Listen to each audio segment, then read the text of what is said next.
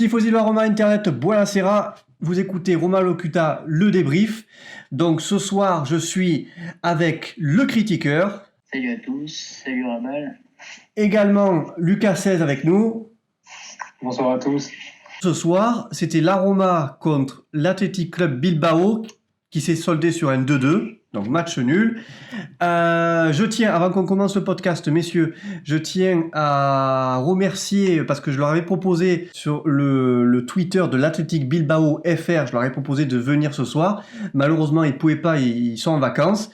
Mais en tout cas, ils m'ont répondu, vraiment, c'est super gentil. Ils m'ont fait un beau message, comme quoi ils auraient aimé participer, tout ça. Bon. Donc voilà, le podcast de ce soir leur est un peu dédié. Et petite précision, c'est l'Athletic Club, voilà, c'est pas Bilbao, voilà, il tenait à le préciser, quand on discutait, voilà, il tenait à le préciser, c'est l'Athletic Club de Bilbao, donc j'espère qu'on ne fera pas d'erreur quand on va prononcer le nom du club. Donc voilà, messieurs, qu'est-ce que vous avez pensé du match? Un match pas terrible, avec peu d'occasions, un manque de dynamisme du côté romain. Un peu plus du côté de Bilbao. Ouais, alors Bilbao, en première mi-temps, je les ai trouvés, ils poussaient, ils étaient vraiment très très bien. Alors la première mi-temps de la Roma, comme contre Lille, c'est faible, hein, c'est le néant complet, quoi, le néant. Après, il faut pas oublier que pour moi, c'était l'équipe la plus faible qu'on pouvait mettre en première mi-temps. C'est sûr, ouais. Donc c'est un peu logique qu'en deuxième mi-temps, on ait été meilleur, quoi. Ouais. Oui, c'est vrai qu'après, il a fait rentrer des joueurs comme il a fait rentrer Fazio, il a fait rentrer Kolarov. Là, je parle de la deuxième mi-temps. Hein. Zaniolo également. Spinazzola est passé à droite. Bon, ça a quand même été faible. Cette première mi-temps a quand même été faible. Hein. Qu'est-ce que vous en retenez de... Moi, sur les 10 dernières minutes que j'ai vues, j'ai pas trouvé... j'ai même pas vu une occasion, presque. Ouais. Sans se mentir, je pense que encore une fois, il n'y a pas un match sans prendre un but. C'est comme l'année dernière. Derrière ça, même en deuxième mi-temps, Mancini, j'ai pas trouvé bon aujourd'hui, même pas parce qu'il fait la main dans ses relances. Bon, oui, voilà, c'est un match amical, donc heureusement il peut. Oui, voilà. Mais si on a ces relances comme ça en Serie A, il va vite falloir trouver un défenseur central, vraiment. Oui. Parce que moi, sur ce que j'ai vu de Mancini, je pensais que c'était quand même un peu en relance. Après, je pense qu'il va quand même s'améliorer. Et c'est comme Diawara, il fait son erreur, mais il arrive au club, donc il faut qu'il prenne ses marques. Oui. Donc est-ce que vous seriez d'accord avec moi pour dire que si on recrute pas de nouveaux défenseurs, la défense titulaire pour vous, ça serait Mancini-Fazio? Pour moi, non. Pour toi, non. Moi, non. Moi, je mettrais Juan Jesus. Mancini, Juan Jesus? En fait, pour moi, ça dépendrait de certains matchs. Oui. Il y a des matchs où on aura besoin d'être solide, contre peut-être des équipes meilleures classées en haut de classement. Après, quand c'est milieu de tableau, fin de tableau, je pense que Jesus est un peu mieux adapté, je trouve. Mais après, oui, si on pourrait partir sur un Fazio. Voilà, la défense titulaire à l'heure actuelle, ça serait plutôt Mancini-Fazio. Mais après, c'est sûr qu'il y aura un arrivé. Je ne sais pas si ce sera l'Arverel, mais. Possible. C'est sûr que quelqu'un viendra. Possible. Sachant que ça se termine quand? Ça se termine en 2 jours, hein, le mercato anglais, je crois. Oui, anglais. Ouais, d'après, pardon. C'est jeudi, ouais. Il faut pour lui qu'il ait en fin de contrat. C'est-à-dire qu'en janvier, tous les clubs peuvent le prendre gratuitement. Donc Tottenham, je pense qu'ils vont céder. Ouais, il doit renégocier un contrat, c'est sûr. Donc là, ça serait aux alentours de 28 millions, ça? 20, ils le proposent Rome, mais ils en veulent 28, je crois. Oui, c'est ça, oui, ils en veulent 28, oui. Bon, sur le match, après, cette première mi-temps, j'ai pas vu toute la Non, moi, je pense qu'il n'y a pas grand-chose à dire. J'ai rien retenu de cette première mi-temps. Pour la première mi-temps, on peut retenir la boulette de Diawara. Ouais, après, moi, j'en prends pas compte, ça arrive à tout le monde. Je l'ai vu faire quelques petites boulettes sur ses matchs précédents. Après, oui, voilà, ce sont des matchs amicaux. Il faut qu'il s'adapte. Moi, personnellement, je pense que Diawara, il va nous apporter beaucoup cette saison. Il faut juste qu'il se mette en forme. Après, c'est vrai que s'il continue à faire des petites boulettes comme ça va être embêtant. Ouais, j'espère pas que c'est un rentré sous bis. On voit quand même qu'il a une bonne qualité de passe, qu'il casse. Ouais. Que ce soit pied gauche, pied droit, donc je pense quand même qu'en plus il est jeune, il faut pas l'oublier. Non, je pense que ça va être pas mal. Un temps d'adaptation. Oui, évidemment. Il ne change pas de pays non plus. Non, oui, voilà, oui, aussi. Messieurs, juste avant qu'on continue, je rappelle les buteurs. Pour l'Athletic Club, c'est Mounian à la 26, Raúl Garcia à la 77e sur penalty, et pour la Roma, Kolarov à la 60e qui nous sort un coup franc somptueux, et Pellegrini à la 90e sur penalty. Voilà, donc, on va parler de ce penalty aussi. Il y a un côté où il aurait pu jouer le fair play, à notre avis. Là, le nul. J'ai regardé, les Italiens, ils ont pas plaisanté. Il y avait plein de messages critiquant à niveau.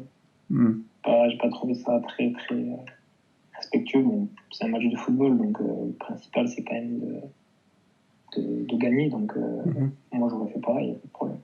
Donc, c'est sûr. Et surtout que l'Atlético Club, il y aurait 4-0. réduit à 10. Hein. Ouais, en plus, il y aurait 4-0, ouais. 2-1, le 2-2, voilà, on perd pas. Oui. Non, mais en plus, on était menés 2-1 et ils étaient réduits à 10. Donc, c'était hyper important pour le 2-2. Toi, le critiqueur, tout à l'heure, tu m'as dit réduit à 10, j'ai pas senti la Roma se réveiller. Non. Manquait un peu de dynamisme. Je sais pas. Oui, on s'est pris le but, hein, c'est pour ça. Je trouve que Fonseca, il parle pas beaucoup. Hein. J'ai l'impression qu'il se tait pendant les matchs. Ben là, il est dans l'analyse. Il analyse, il regarde. Je trouve ça bizarre. Aux entraînements, il est là, il les motive. On voit sur tous les sites italiens que bon, il gueule partout. On en avait déjà parlé. Et je trouve qu'au match, il les motive pas, on va dire. Ouais. Je sais pas, j'ai remarqué ça déjà depuis le match avant Lille, je sais plus qui c'était. Alors oui, après ce sont des instants caméra. Moi qui étais au stade Pierre-Mauroy, il prenait beaucoup de notes et il parlait beaucoup avec ses entraîneurs adjoints. Je voyais, il parlait beaucoup avec ses entraîneurs adjoints et c'est plutôt ses entraîneurs adjoints qui parlaient aux joueurs. Alors peut-être que oui, c'est vrai, c'est vrai que je l'ai. Et après on l'a vu dans le match contre Lille, ce sont les adjoints qui sont venus parler aux joueurs. Mais peut-être que c'était un Rudy Garcia bis, hein. Un Rudy Garcia, il prend beaucoup de notes. Hein. Ouais, c'est sûr. Moi, ça ne me dérangerait pas que ce soit un Rudy Garcia bis. J'ai toujours aimé Garcia, moi. Tant qu'il fait ses résultats, c'est le principal. Messieurs, le coup franc somptueux de Kolarov. Rien à dire. Que rajouter de plus. Il y a un pied gauche incroyable. Ah, il a une patte formidable. Surtout que le coup franc était quand même assez loin. On ne s'attendait pas au but. Hein. Surtout quand il y a le but, on était assez, à dire, surpris parce qu'à cette distance, on va avoir une sacrée patte gauche. Hein. Ouais. Bon, j'ai été surpris de la titularisation de Defrel parce qu'il devait partir à Cagliari. Ça a capoté. Il est là. Ouais. Pour vous. Il est toujours aussi mauvais pour moi. Il n'a rien apporté, je trouve. Il tient pas sur ses jambes en fait. Mais je comprends pas que déjà qu'on ait pu acheter un joueur comme ça et qui valent des millions. Mais pourtant, la Sampdoria, il était bon. Hein. Je sais pas, Rome, ça doit le. Ouais, parce qu'il a il y a beaucoup de joueurs. C'est pas le même. Sampdoria, c'est pas la même dimension que Rome. Hein. Totalement, mais ça joue, là, ça ne faut pas l'oublier. Mais bon, là, c'est un match amical aussi. Voilà. Enfin, s'il galère un match amical, alors qu'est-ce que ça sera Mais là, sur ce match, il devait démontrer beaucoup plus parce qu'il y avait l'opportunité de jouer. En plus, à la base de Dzeko. Donc, il pouvait prouver à Fonseca qui avait le niveau encore à Rome. Après, moi, personnellement, l'équipe, je pense qu'ils n'ont pas trop forcé parce que dimanche, il y a le Real. C'est un match amical, on n'est jamais à 100% aussi. Oui, certes, on n'est jamais à 100%. Mais c'était pas, peut-être, je sais pas, j'ai pas ressenti. Surtout à Rome, le match dimanche. Donc, oui, voilà, on peut aussi chez eux. Directement qui mettra, je pense, d'entrée une. L'équipe type contre le Real. C'est sûr, mais c'est la présentation de l'équipe. Oui, donc je vous pose la question, messieurs. Le cas Antonucci. Alors, moi, personnellement, j'ai envie qu'il reste cette saison. J'ai envie de le voir évoluer à la Roma. Moi, j'aime bien ce joueur. Ouais, il est motivé. Mais il y a un mais, c'est est-ce que une saison de plus en prêt va plus progresser que de rester à Rome là, en fait. Parce qu'on ne peut pas savoir s'il aura beaucoup de temps de jeu, s'il sera titulaire. Enfin, on ne sait pas. Donc, ça serait notre troisième attaquant, du coup. Troisième 10, et puis peut à tout moment. Troisième 10. Troisième 10, voilà, qui à tout moment peut aussi côté. Antonucci, pas de ou Under. Et moi, moi, je le vois bien en tant que troisième 10. Je pensais que Fonseca allait utiliser Sejkovic. Bon, je vois qu'il est pas sur les papiers, donc ça sert à rien de parler de lui. Mais oui, Antonucci, si ça peut être le troisième 10, moi je dis pas non. Il fait ses preuves. Il fait ses preuves. De jouer pour moi. Mais vraiment, je le trouve vraiment devant Antonucci. Parce que entre beaucoup de bien cette année d'être à Pescara. Oui. Parce qu'entre un Zaniolo qu'on risque de cramer, un Pastore qui a une physique, on ne sait pas, du coup c'est compliqué. Donc si on n'a pas une troisième 10, oui on peut mettre Pellegrini, mais Pellegrini, moi je le vois un peu plus derrière. Donc Antonucci, s'il pouvait être troisième 10, ça pourrait être pas mal. Et je pense qu'il peut exploser cette année, un peu comme on avait vu avec Zaniolo l'année dernière, à un moment de la saison. Il y a une petite période, et sa période, et il peut exploser à tout moment. Ouais. Là, on aura encore un très bon jeune joueur. Oui. Il aura peut-être du temps totalement. Coupe d'Italie. En Coupe d'Italie. Après, j'ai pas... Aujourd'hui, comparé aux autres matchs amicaux, j'ai pas trouvé un grand écho aujourd'hui. Oui, mais il n'y a pas eu beaucoup de temps de jeu. C'est vrai, mais je l'ai pas trop impliqué, je sais pas. Il y a des rumeurs comme quoi il redit qu'il veut vraiment seulement l'Inter, donc... apparemment il voudrait partir, oui, il voudrait partir, mais... Il y a encore un jour, je disais qu'il allait rester, mais je pense pas, en fait. Ah, mais là, de toute manière, ça va être très simple. S'il n'y a pas quelqu'un qui arrive avec l'argent nécessaire, il part pas, voilà, c'est clair. Donc, qui prendre maintenant que Icardi veut absolument la Champions League, que Higuaín a dit non. Oui, et on parle de Llorente, mais Llorente, là, apparemment, on le voit à Manchester, c'est ça? Llorente, c'est pourquoi être une doublure, même une triple. Même. Et Schick, il veut partir au Borussia. Donc, on peut pas... Là, au bout d'un moment, il faut bien il faut qu'on garde. Dzeko, il faut qu'on le garde. Voilà, si Schick il part, on va pas garder des frêles. Et on parle de Mariano aussi. Ah, Mariano, la piste est enterrée là pour l'instant. À moins que peut-être que ça se fasse par rapport au match de dimanche, possible. Je sais pas. Mais je lisais sur Corriere tout à l'heure que lui et Rames n'ont pas été sélectionnés dans le groupe pour le match du Real. Et que c'était peut-être un signe envoyé à Naples à la Roma. Donc, je sais pas. Mariano, moi, pour moi, en doublure, je dirais pas non. Donc, tu garderais Dzeko? Oui, Dzeko, ou alors, on va dire, un attaquant pour remplacer Dzeko, et Mariano ou Llorente en doublure. Et moi, de toute façon, c'est soit Dzeko, soit Icardi pour moi. J'en ai pas d'autre. Ouais, c'est parce que là en plus le truc c'est que Dzeko il a fait tous les matchs de préparation et on vendrait là moi je suis la Roma, je clôture, hein, je peux pas le vendre, on va vendre un mec qui a fait une préparation, il est prêt à l'emploi dans un autre club, le pire ça serait l'Inter, il serait prêt à l'emploi pour l'Inter et chez nous on sait même pas qui prendre. Et on l'a vu quand Dzeko rentre sur le terrain ou qu'il est sur le terrain, il y a le jeu, grâce à lui, évolue. Il joue en attaquant pivot. Ah, mais Dzeko, ça a toujours été un bon joueur quand il veut. Je pense que là, il a envie de faire une bonne préparation. Dzeko, il aime la Ligue des Champions. Il sait que c'est une compétition qu'il aime. Donc, il la veut absolument. Et ça peut jouer en faveur de l'Inter. Et de toute façon, on va le savoir dans pas longtemps. Parce que les feuilles de match vont être préparées. Dans quelques temps, les feuilles de match de Ligue des Champions vont être mises. Donc Icardi, il ne va pas y être. Donc il va partir. Parce qu'il veut absolument jouer avec des champions. Donc, pour moi, une semaine grand maximum, c'est ce qui va se passer. Ouais. Par contre, une chose à dire, Lukaku, il paraît qu'il va signer à l'Inter. Donc Icardi aura-t-il encore sa place à l'Inter? Non, si Lukaku vient, il part Icardi. C'est sûr. Le problème, et donc Icardi irait où? À la Juve. Puisque la Juve veut Lukaku. À la Juve? En fait, c'est une sorte de trio bizarre, en fait. Mais c'est une chaise musicale. Sachant que Mandzukic s'en va, sachant que Dybala il va partir bientôt, il faut remplacer ces joueurs-là. Mais donc, Dzeko à l'Inter, il serait comme une doublure pour Lukaku? Ou ça serait un duo?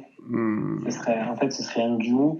En fait, ils sont trois. Il y a Lautaro, il y aura Lukaku, il y aura Dzeko. Et les trois tourneraient, il y aurait deux devant. Et à chaque match, je pense, je sais pas, ce sera peut-être Lautaro, Dzeko et Lukaku remplaçant, ou inverse, tu vois. Mais est-ce que Dzeko accepterait d'être une doublure ou être des fois remplacé, d'être mis sur le banc? Si c'est pour jouer la Ligue des Champions, à mon avis. Voilà. S'il veut sachant qu'Antonio Conte, il veut absolument Dzeko. C'est le joueur qu'il veut, même avant Lukaku.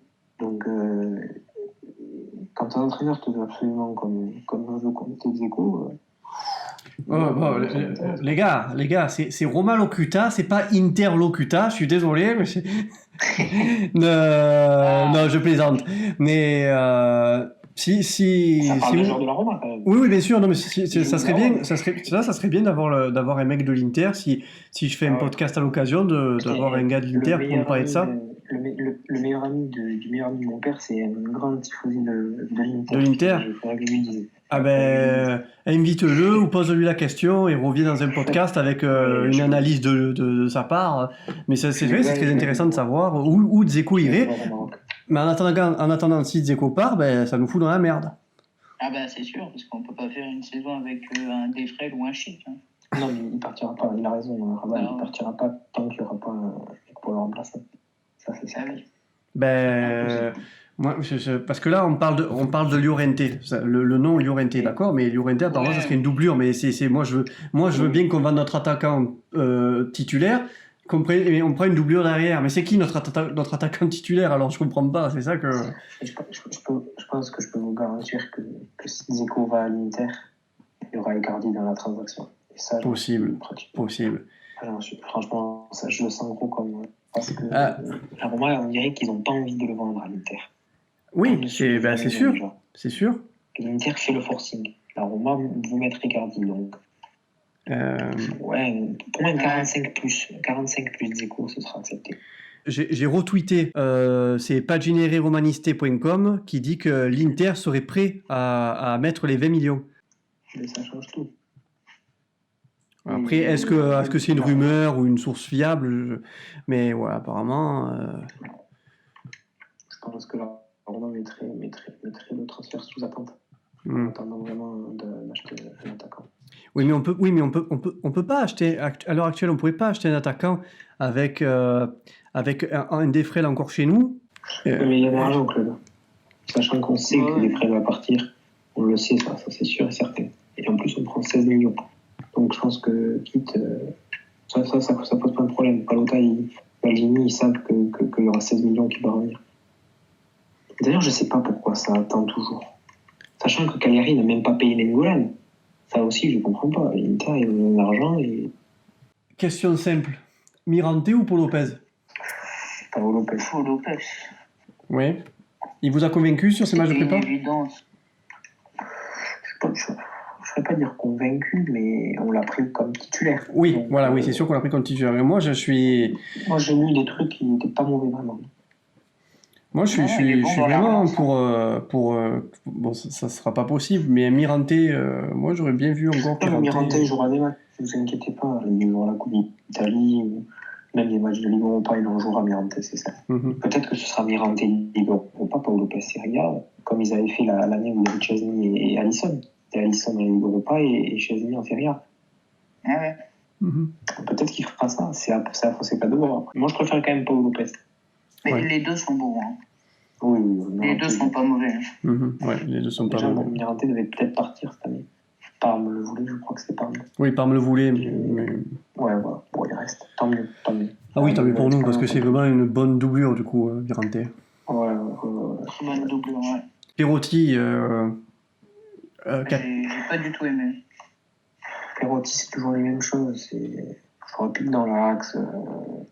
Il apporte rien, en fait, en attaque. Il apporte pas grand-chose comparé à d'autres. Je pense que c'est comme Dzeko, il choisit ses matchs, le mec, en fait. Bah moi, je l'ai vu un peu énervé. Il boostait. Il voulait booster l'équipe. Je vois qu'il avait des sautes d'humeur un petit peu pendant son match. Je sais pas. Perotti. Il fait peur un peu sur une occasion là où il se rapproche de notre but. Oui, c'est ça, ouais. Il fait un tir incertain. Je sais pas ce qu'il a voulu faire. Bah, il n'inspirait pas confiance sur ce match. Hein. Ouais, bon, ben, les gars, je sais pas. Lorenzi, on l'a retrouvé un peu. Il n'était pas incroyable, mais en défense, ça allait un peu mieux. En attaque, il est toujours incroyable. On a vu là son contrôle, il est d'une précision. Il apporte quand même du danger en attaque, c'est bien. Ouais. Plus offensif que défensif, Lorenzi. C'est que... Ouais, ça va toujours été comme ça. Je pense que vous allez voir dans la saison qu'il jouera un peu à la place d'un Under ou un truc comme ça à des matchs, c'est sûr. Under est bon. Peut-être un Spinazzola à droite, mais ça peut être intéressant. Et Kolarov. Ouais. Et Karsdorp, du coup prêté. Il est prêté, ça y est. Il est prêté. Ouais. Ça y est, ce skinhead tatoué là, ça y est, il s'en va. C'est bon. La délivrance. Je peux pas dire la délivrance. Pour moi, il a toujours été sérieux, respectueux. Mais oui. Je pense que c'est les blessures qui l'ont. Oui, bien sûr. Voilà, il a pas pu faire la carrière qu'il aurait dû avoir à la Roma, parce que les quelques matchs où je l'ai vu, offensivement, il a porté quelque chose, je trouve, Karsdorp. Après, il n'a pas eu sa carrière. Voilà. Donc, et c'est un prêt avec option d'achat ou c'est sans option? Je crois que c'est. Je sais pas, j'ai vu prêt. J'ai vu prêt aussi. Après, je sais pas s'il y aura option, je sais pas. Messieurs, on va faire un. C'est pas notre club, mais on va parler un peu de Bilbao, Athletic Club, pardon. Donc, qu'est-ce que vous avez pensé de cette équipe combatif, hein, moi je l'ai trouvé bien. Hein. Ouais. Franchement, ils ont fait leur match. Pour moi, ils méritaient la victoire totalement. Ouais, ils ont montré un peu plus de dynamisme que Rome. Ils avaient envie un peu plus de jouer. Plus envie. Ils avaient envie. Je sais pas si c'était leur premier match leur premier grand match de préparation. Je ne sais pas du tout. Ouais, c'est quand même normal pour eux, je pense que c'est quand même normal. Ah oui, pour eux c'était parce que c'est pour ça qu'à la fin on voyait ça, c'était énervé, ils voulaient pas perdre les mecs. Ouais, mais bon, franchement, j'ai trouvé une équipe complète qui joue au ballon. Ça sortait bien. Non, franchement, j'ai bien aimé ce club. Ouais. Ben, on leur souhaite bonne chance pour la saison à venir. Voilà, hein. J'espère qu'ils vont pouvoir faire leur trou en Liga. Ils ont des bons joueurs. Inaki Williams, il est bon. Ah ouais, Wimonia, j'aime beaucoup ce joueur. En milieu. Ouais, ils ont Raúl Garcia, Berchiche, l'ancien du PSG, Cordoba. Ils ont une bonne petite équipe. Hein. Par contre, pour revenir sur la faute de Berchiche, elle est incroyable.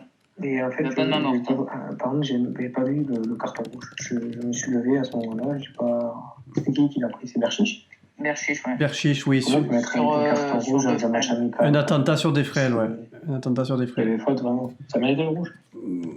Ouais, il y va, hein. Il y va costaud. Hein. Ah, il y va quand même. Ouais, il y va costaud. Si l'arbitre veut faire c'est vrai. Je sais pas si l'arbitre, à ce moment-là, il a complètement détruit le match. Parce que Rome, il donnait un peu moins. Encore. Ça alors, mais regarde, on a quand même on a terminé sur un 2-2, hein. Ça n'est pas. Ah, c'est vrai. Ouais. Et vu que Rome donnait encore moins, l'Atlético Bilbao a su marquer, et donc Rome ne pouvait pas quand même faire une défaite avec l'Athletic Club Bilbao qui joue à 10. Donc c'est normal que la Roma ait marqué. Il a raison, on ne pouvait pas faire match nul contre une équipe à 10. On ne pouvait pas perdre, excuse-moi. Perdre. Ouais, perdre. Là, je regarde le classement de la Liga. Non, je crois que l'Athletic Bilbao, non, ils sont pas en Europe cette année. Non, ils seront pas en Europe. Et par contre, est-ce que Inaki Williams est à vendre? Moi, je le prends. Il est bon. Si on peut le prendre à Reims. Si tes confrères français Raval de l'Athletic Club nous entendent, qu'ils nous vendent Williams. L'attaquant? Ouais. Ouais. L'Espagnol. Ah ben, je sais pas. Hein. À mon avis, ils ne vont pas le vendre. Il est en vente, je pense. Hein. J'ai vu. Non, je pense que s'il y a une bonne offre, ils le laisseront partir.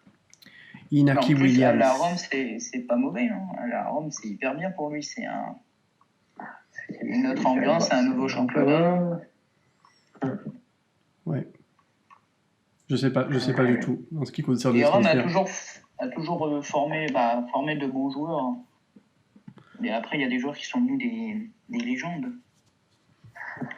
Et pourquoi pas Inaki Williams? Là, ils disent qu'il est vu par Manchester United. La clause libératoire d'Inaki Williams qui s'élève à 88 millions d'euros. Ouais. Donc, non, mais alors, non. Je pense que là, c'est... Ouais. Voilà. L'Icardi, c'est plus plausible. Ouais. Au niveau Ligue Europa, l'objectif, c'est de la gagner. Ouais. Je pense que Fonseca va aller le plus impossible. Hein. Oui, je pense qu'il va la jouer, hein, l'Europa League. Si on fait pas demi-finale sûre, c'est vraiment un échec. Hein. Il faut savoir que ça nous donne une place en Ligue des Champions automatique si on la gagne. Oui, c'est sûr. Par contre, faudra voir les repêcher pour après la Ligue des Champions, après les phases de poule. C'est vrai. Voir s'il n'y a pas des gros qui sortent. Comme l'année dernière, on avait éliminé.